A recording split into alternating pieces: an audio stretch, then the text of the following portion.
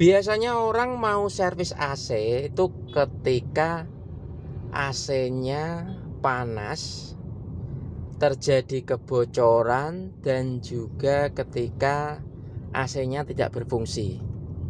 Nah, ini ya yang saya mau edukasikan, saya mau jelaskan bersama saya Mas Edi di dunia otomotif tentang perawatan AC. Sebenarnya AC sendiri itu di dalamnya ada sebuah oli.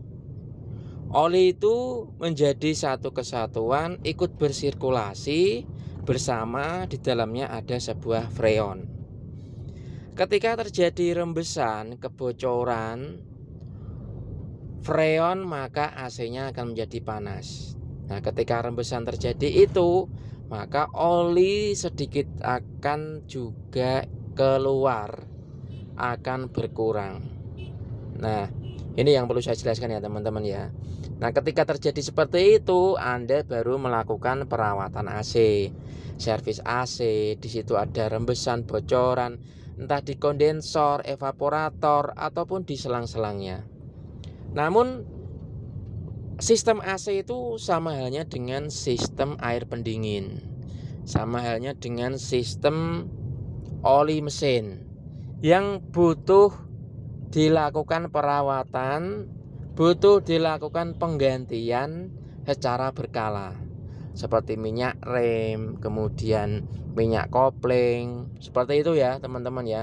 Jadi ini harus Anda tahu mulai sekarang bahwa oli mesin kan setiap 5.000 diganti. Begitu juga filter oli setiap 10.000 diganti. Kemudian air radiator setiap 40.000 diganti. Termasuk oli matic juga setiap 40.000 diganti. Minyak kopling, minyak rem juga 40.000 diganti. Nah, untuk oli AC atau freon tadi, apakah perlu diganti? Ternyata itu benar teman-teman, harus diganti secara berkala. Karena oli sendiri itu bersama freon, dia melumasi bagian kompresor. Kompresor itu kerjanya sangat berat sekali.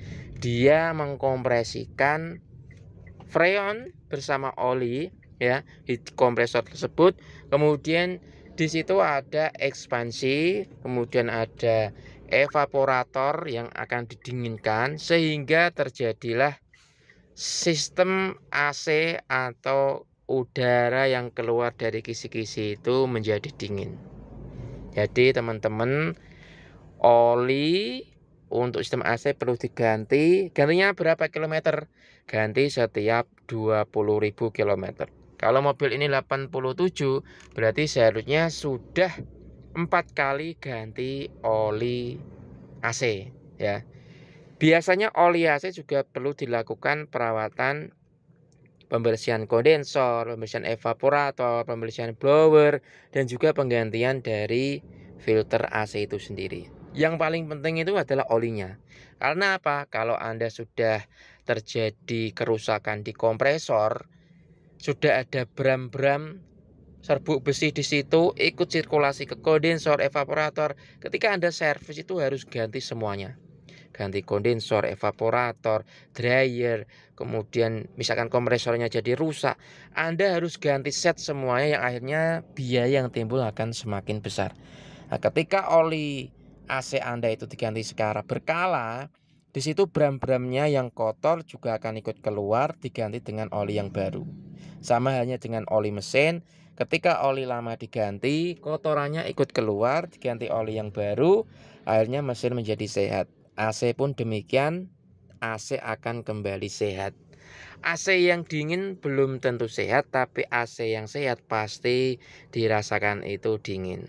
Bersama saya Mas Edi di dunia otomotif tentang informasi sistem AC.